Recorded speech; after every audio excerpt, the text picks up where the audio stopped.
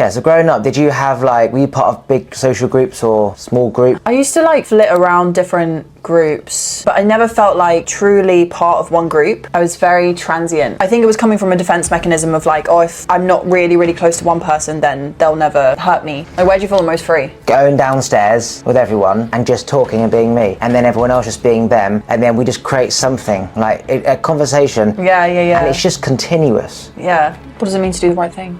Feels more aligned. I don't It's the feeling of alignment. Where everything just feels balanced. I don't feel sick, for example. So, for example, if I am nervous about something, if it's not something I've eaten, it's often my thoughts. So, okay, what's not aligning? Oh shit, I haven't messaged that person I should have messaged. So that feeling sick is trying to get me to realise something's wrong. So then I think, okay, what is wrong? Oh God, I was supposed to email that person. Yeah. And then I email him, sickness goes. What's been your biggest evolution from living here? My manifestation is it's never been.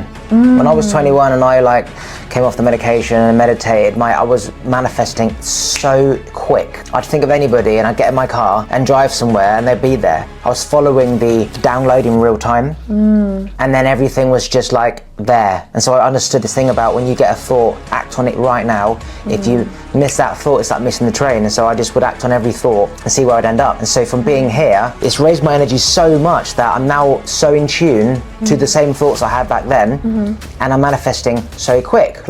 We will think the same things. Yeah, we're just psychically talking now. It's like when twins, they don't need to say can you turn the volume up or do you want a tea? They just make the tea, they turn the volume up, and you forget, I didn't ask you for a tea, did I? And you just made me one. It's I thought you did. So no, I didn't.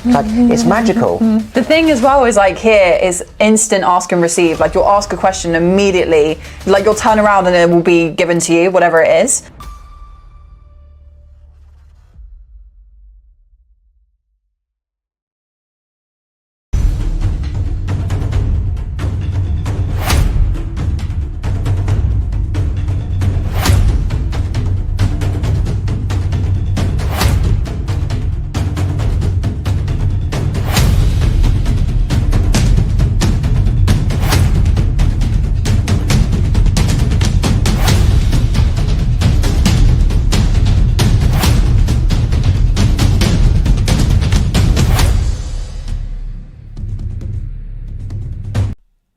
Just quickly, I just want to say a massive thank you to everyone who still listens to the podcast. I started 4 years ago, and since then I've had over 1 million downloads. I get 5,000 downloads per month, and I've had over 200 different guests. So a massive thank you to everyone who still listens. If you could please do me a favour, if you could rate and review the podcast, that would be amazing because it helps get the podcast out to new, conscious people like yourself. And my goal is to awaken as many people around the world.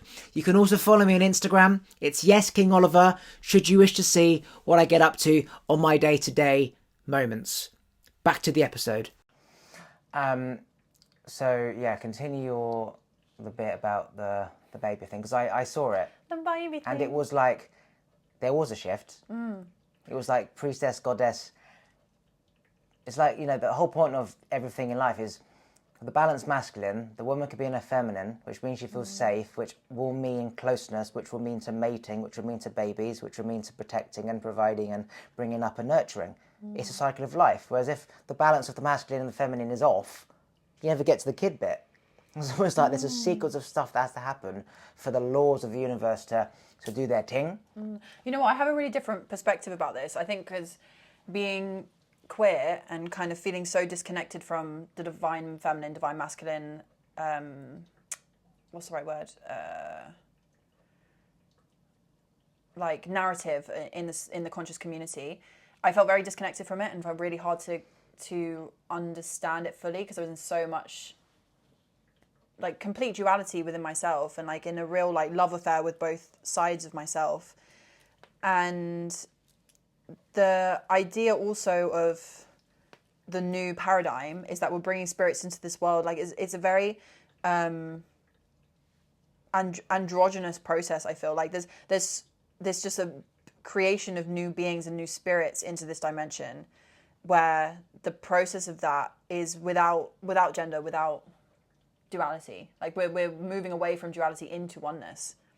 And the expressions of divine feminine, divine masculine are all interweaving with each other. But that doesn't nullify the beauty of each trait and characteristic and expression of self, but it just means that there doesn't need to be this strict disconnect between the two. And the whole story of this kind of interaction with motherhood, I think, was also this rebalancing and like this healing that I've been doing recently as well, about connecting to what it means in the physical to be in the divine feminine.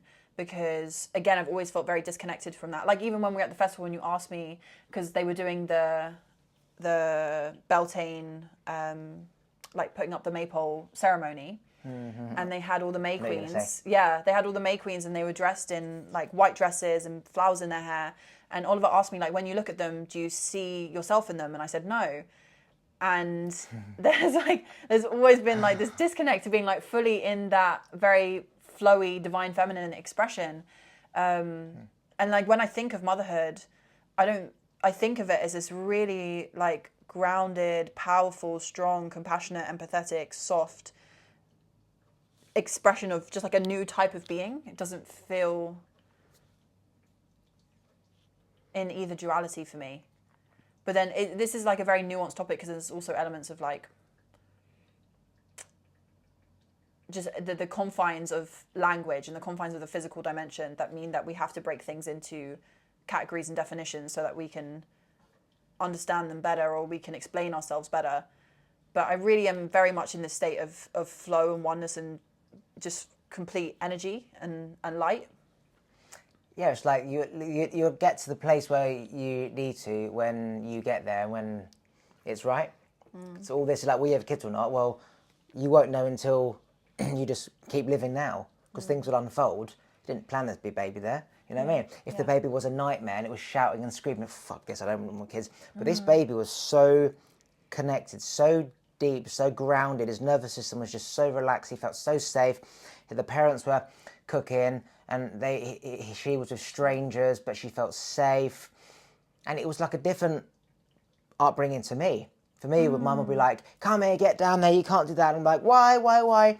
And then it'd be tantrum, and then it'd be just like a fight for control. And I see that, and I'm like, holy shit, I'd have a kid if it was like that. Just peaceful. She was a light being. She was like transcended into this dimension, like fully. And to be raised also, like, if we talk in a physical sense, like with conscious parenting, that is so healing for me to see, like to see compassionate, empathetic, understanding parenting, because most of us haven't experienced that, and have experienced such resistance in the way that we're controlled as children, and our creativity is muted, and our expression is muted, and then that gets stored in the body, stored in our mind, stored in our spirits, that stop us. Like even like looping back to the beginning of our conversation of like, that stops us from being in our fullest expression and makes us smaller and smaller and smaller. Actually, I was having a conversation yesterday because we went to Shoreditch, and everyone was saying how the flats there are so small, and they're designed to make you feel small, to make you feel like you aren't in your palace, in your home, in your power, in your sovereignty. Because Yasmin was talking about how in Somalia they have huge houses, and the same in Cyprus, we have very big houses, and it allows you to be in this fullest state of freedom because you have space, and you have space between other people, so your aura also feels very big, like you feel in your power, and you feel in your sovereignty, and you feel like you're in control, not in a like power dynamic sense, but more just in a, I can actually feel the totality of myself and what my body needs, so I'm able to express fully what I'm supposed to express, rather than feeling very muted, disassociated, and like a reduction of who you're supposed to be in that moment.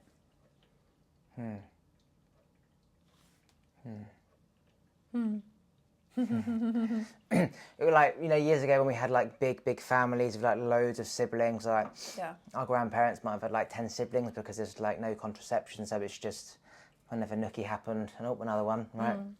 We'd have just people like constantly there helping, and our village would bring up the kids. It would just be the mum cooking or wiping the arse or taking the kid to school. There's just like another 10 children, so one of them might take the kid to school, one of them might pack the baby's bags for school, one of them might cook whilst mum's having a nap. Nowadays it's just like, I want to do everything by myself, can't sleep because the baby needs help. It's like we're not letting other people like help us. We've only got it because of people and community. We need people. And what I was going to say is that as jokey as I am, like, community is like, it's so deeply profound that, as I said, I don't think I've really processed it. Like, it means so much because I never had it. Yeah. That it's like I haven't truly, like, essentially gone back into my old version and felt how I used to feel and now how I feel. Maybe because that part is healed, I can't associate that with me. Like, I might not be able to feel the old pain I used to feel because, like, when I'm on stage, for example, I see myself as different. Like, I've done, say, so much of the work that that person is dead, and I might not be able to remember the pain to compare. But when I just have this vision of, in words, I was so lonely, so depressed, I had nobody, desperate to be like, desperate for friends. And now I've got this, and it's so, like, overwhelming of, holy shit, I've got literally a dream. I had to wait 30 years for gold rather than just accept shitty bronze. What do you think the integration process is? For here. Yeah, like integrating the fact that everything that you didn't think you could have has now happened, and it's given you so much joy. It's like survival mode. So imagine like you're in the ocean and your boat's just like sunk, and now you just like, I just need to do everything I can just to survive. So every day would be like, oh, hopefully I'll have friends tomorrow, or hopefully I'll have money tomorrow, or hopefully I'll have a girlfriend tomorrow. And then 30 years passes, still no money, still no friends, still no girlfriend, right? It's that, oh, maybe tomorrow, oh, maybe tomorrow. Essentially, it's hope, right? It's like all these people with countries where the governments are just bombing everything. All they really have is hope, right? That's the most profound thing, hope. Hope essentially says, I'm going to accept this because tomorrow's going to be better. Even if it's not, it's just that hope, like Jesus coming back. There's hope that he's coming back. Maybe, you know? It's that hope of, oh, the world's fucked, but when Jesus comes, he's going to sort everything out. It's just like getting you through the pain of today. It's the most powerful, like, thing. But ironically, it's the whole journey of the pain. Like, when you look back and you realise everything is timed perfectly, essentially everything that happens now moving forward, I have to just accept this because it's part of the future, which I don't know yet until I get there. And then when I look back and realise it was perfect. So it's constantly just accepting your environment all the time, because your environment is attracting your energy, which is either stuff that you haven't dealt with or you are becoming more of. And then when you look about the human design, you realise it's all written in the stars anyway. So it's like we've got no control over anything. So all we can really do is flow where the water's going. If it's going that way anyway, just go with the current. And depending on your, say, your birth chart, means it might be a long journey to the ocean. For me, it's 30 years. Or it could just be like a quick down the river and then you're out. But just not resisting. I think there's an interesting switch as well that I've noticed in people's journeys of, like, there is this period at the beginning where there's so much of your energy in scarcity or in survival mode that a lot of the work is actually in very somatically just understanding the body, calming the nervous system, creating more sensitivity in the body so you understand what is needed. And then once that process is more connected to, then there's the process of, okay, now I'm in the state of expansion and evolving. So now I can instead of being like, oh, I'm trying to survive until tomorrow, I'm in, okay, I can do something today. How is my energy now cultivated for today so I can put my being into that flow state? Like, how can I, like, jump in the boat and, like, go down the river? And then there's also another stage where you understand your everything and your like, everything is flowing just completely naturally. Like, suddenly there's no longer you, there's no longer I, it's just we. Yeah. Yeah. Like, when you strip back everything and everyone's pain or whatever, you all want to get to the same place, which is just essentially feeling good, right? So if everyone wants to feel good, then it's like we're all getting to the same place. And it's the we thing. For me, now I've gone even further than that, because like most of my being is invested into being of service. Like I feel my being is as a channel for the path, the river, the flow, the current to come through me and to express itself. So my job is only to make that current as clear as possible. So I need to move all the me and the I and the stickiness, the crunchiness, to allow that channel to come through. And then from that, I see the most incredible happenings and medicine and impact and magic, because I'm in complete understanding of our interaction in every moment is a ceremony. Like this moment. Yeah, so like... What are we alchemizing in this moment? What are we alchemizing in this moment? What's the ceremony of this moment? Right now? Right this now. right second? What's coming through is just always express your true self and how you feel right now.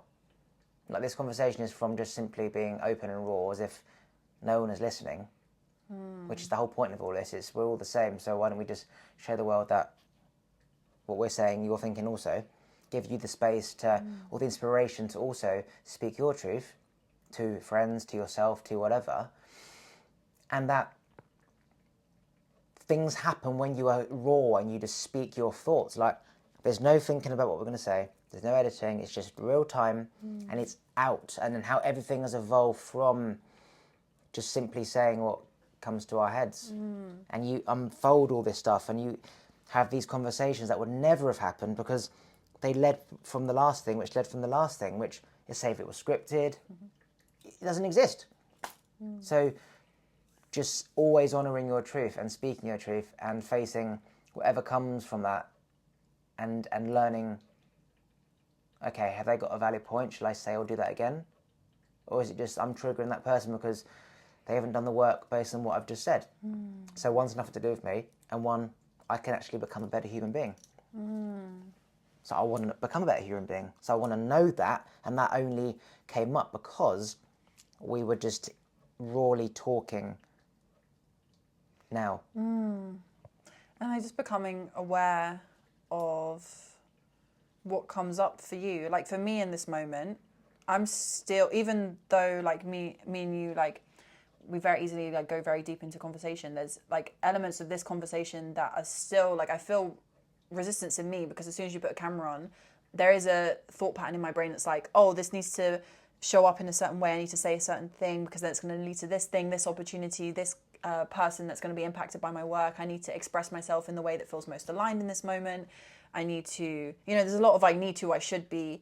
There's certain like standards that I'm setting for myself of how I want to communicate, but there's also a huge part of me that's like, I just want to flow. I want to be in the rawness of our expression in this moment, and it doesn't, whatever needs to be expressed and flowed in the way that I say it, again, like with this idea of being a channel, like the way that I'm saying things, the tone of my voice, the words that I'm using is all specific medicine that's needed for the person listening to this conversation.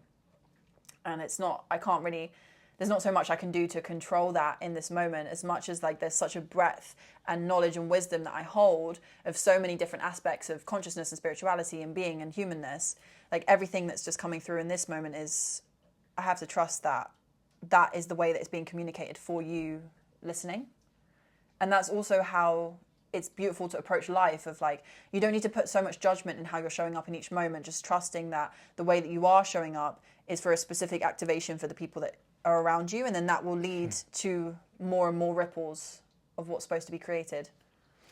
And it's like, it's crazy because whether you show up becoming aware of how this is being impacted, or forgetting that, say, a camera's on and just speaking source, that's also right as well. Because like that moment that came to kind of make you go into flow state where you forget how this is being perceived, well, that was energy. Like that's nothing to do with anyone. So like trusting that, like even those small things, like I'm aware I'm being perceived in a certain way versus, or I've just completely forgotten that I was being watched.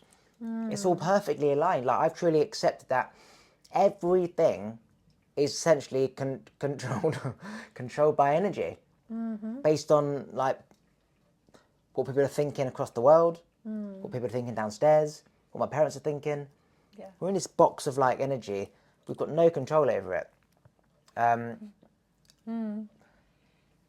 So like, I obsessively think about everything to the nth degree. Oh shit, I should have said that. Why didn't I say this? And then go through a script of, I'll say that next time. Nothing ever goes to plan. It's a waste of time in my head. Hence for this, just whatever comes out, comes out. Yeah. Yeah. Because it's just a lot of projecting as well into the falsity of the mind.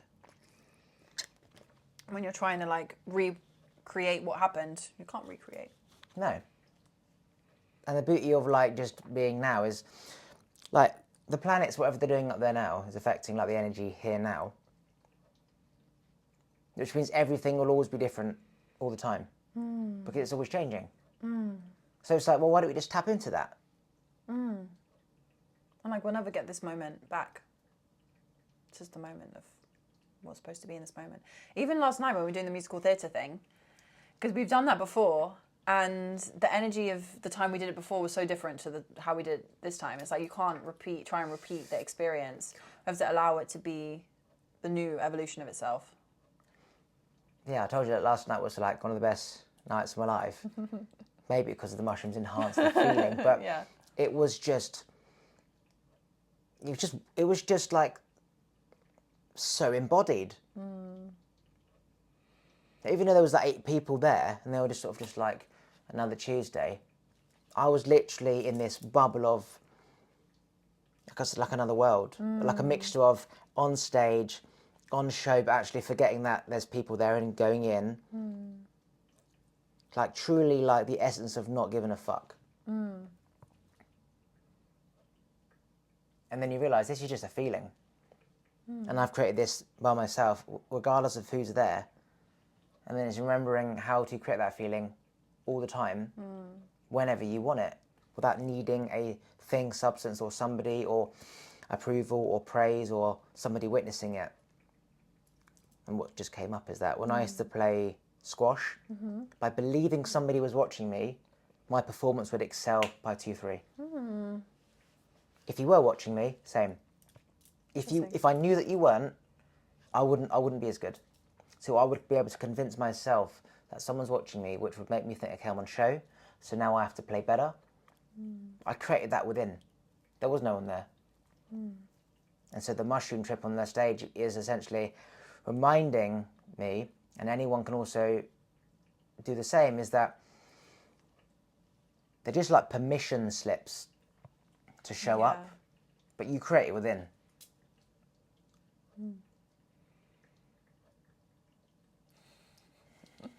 Moment for the eye gazing.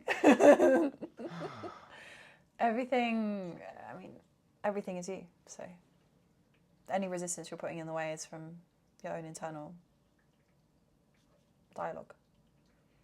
You always have the opportunity to step into your most expansive state, most expressive state. How long have you got, by the way? Half an hour. Okay.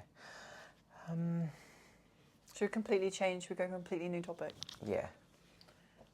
What? Just Let's channel. close our eyes. Close your eyes and and just see what comes up.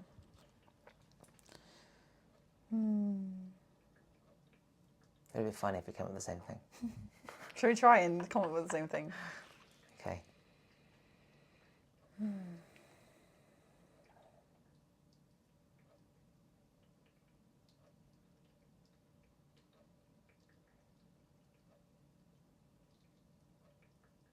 What are you thinking? I'm not. I'm just seeing what comes through.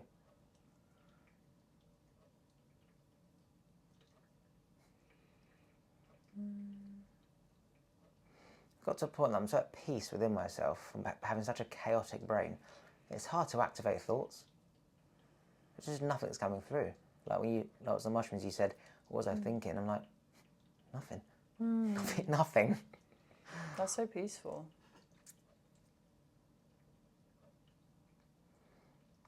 What I'm envisioning is a lemon drizzle cake. Are you thinking lemon drizzle cake? No. Why are you thinking about lemon drizzle cake? It just came to me. Maybe someone in the kitchen is making a cake. Maybe. Actually, maybe. We're having a party later. We are in a party.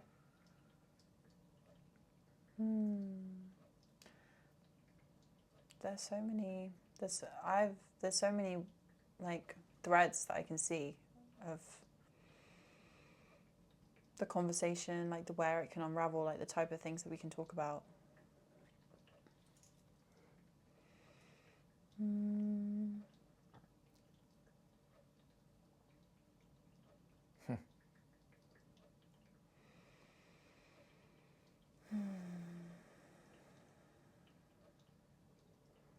A swan.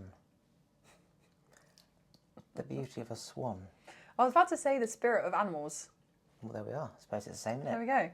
we go. Okay. So yeah, when you look at you go. There you go. You mentioned the swan. The beauty of just like looking at a swan just sort of floating. When have you in last seen a swan? down by the canal. Oh. There's swans there. The beauty of just like witnessing a swan just sort of floating and just slow movement and just going past his other swan friends, Swan buddies. maybe pecking on some grass. It's just so peaceful. It's just at the same nervous system, like same rate. It's just the same speed. There's just nowhere to go, just being. You look at humans and it's just chaos. But that swan resembles like the peace that we can achieve. But we've got to put our lives in order to give ourselves time to actually be at peace. You can't be at peace when you've got a load of shit to do. Have you ever had a conversation with a swan? Yes? What happened?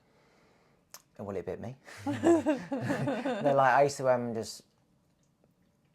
just sit with the swans and put my hand out and they'd just sort of bite my hand. You would let them bite your hand? Yeah. Oh.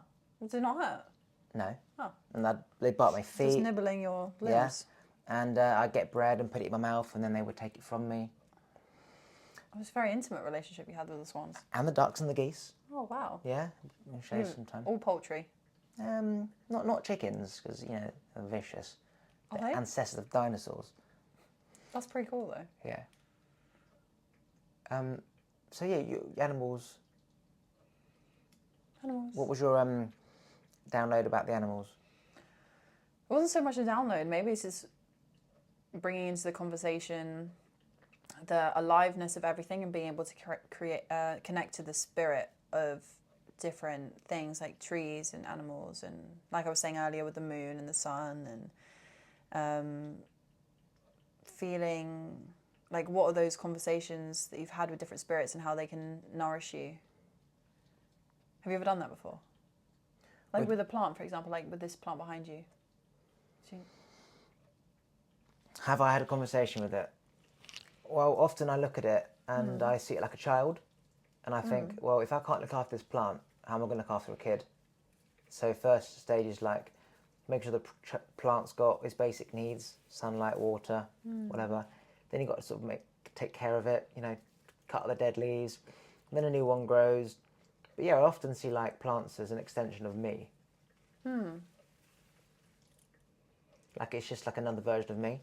Like it's a living thing. Take all these plants away, there's nothing living. But all these plants are living.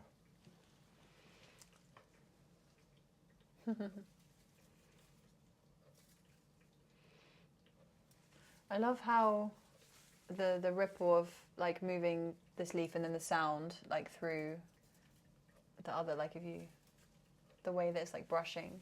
If there was wind here, it would just be like this constant noise of. Shall I get a wind machine? Do you have one? No, but I'm sure there is one. Well, literally Just blow on it. It's just a fan, isn't it? It's a great shout, that. Putting a fan. But its spirit is very exuberant. It's very, I think it likes being in the camera. Just a great idea, getting a little fan, so you have this like wind, like nature, like you're rustling in the woods effect. Like a Alexa, rainforest. add fan. No, Alexa, remove fan. Why? Well, I don't know what fan is. I need to like. Oh, you need to I don't know how much it research. is. I don't know what fan it is. So like. Okay. This is a really nice plant. That's so relaxing. Thank you.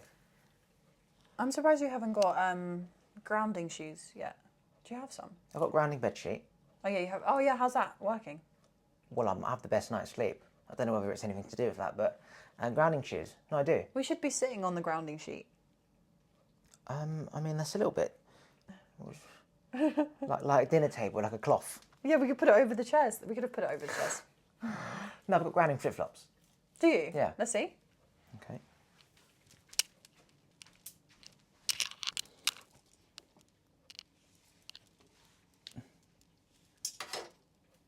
I don't know where they are. Oh. Oh no, they're here. They're barefoot flip-flops. So my mum got them for me for Christmas. But they're not. There they are. What do they have in them? I don't know, some kind of metal rod that grounds.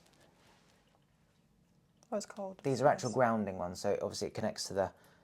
That's like some. What material is this though? Because it just looks like. Well, that will be like rubber. some type of like metal inside. Yeah. But no, they're actual grounding shoes. Nice.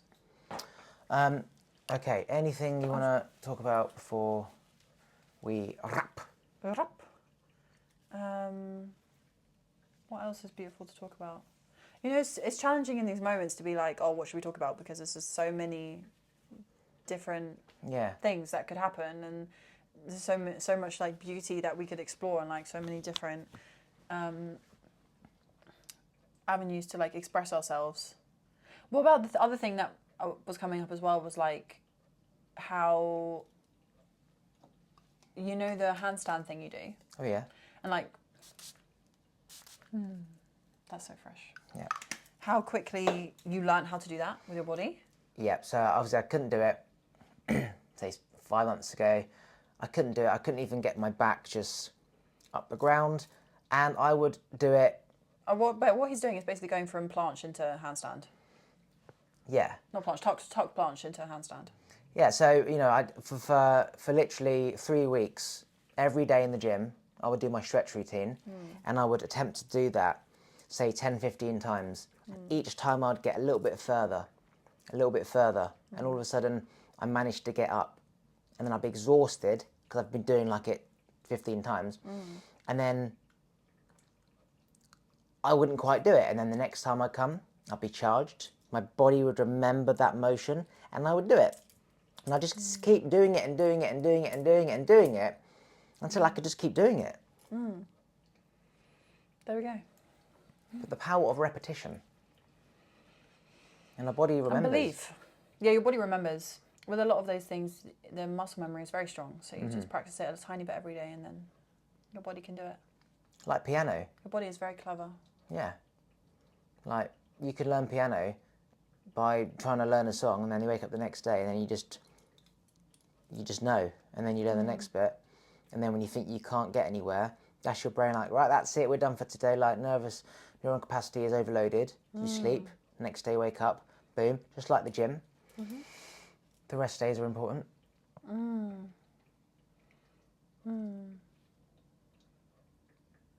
feeling really sleepy. Okay. If you've one day left to live, what is something you tell the rest of the world? Can't say the same as before. I have to say a different thing. Yeah.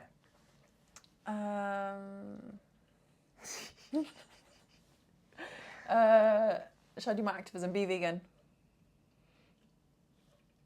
Okay. That's what I would tell everyone. Be vegan. Okay. And anything you want to promote or plug? Yeah, follow me on Instagram, Priestess Anastasia. Come join our in-person events. Come join our High Priestess circles. And I host ceremonies for deep energy clearing, ancestral clearing, entity removal, life force activation, so you're able to serve your medicine at the capacity that you want to serve it. Beautiful, beautiful medicine to serve you all, and ready and calling you in. Okay. Beautiful. Thanks for listening. If you like this episode, please remember to subscribe, turn the bell notifications on, like the episode, and comment below. And if you want to follow me on Instagram, it's YesKingOliver. Take a look at the other videos to your side. And if you just want to listen to this podcast, you can do so on Apple and Spotify and most other platforms by going to talkwitholiver.com.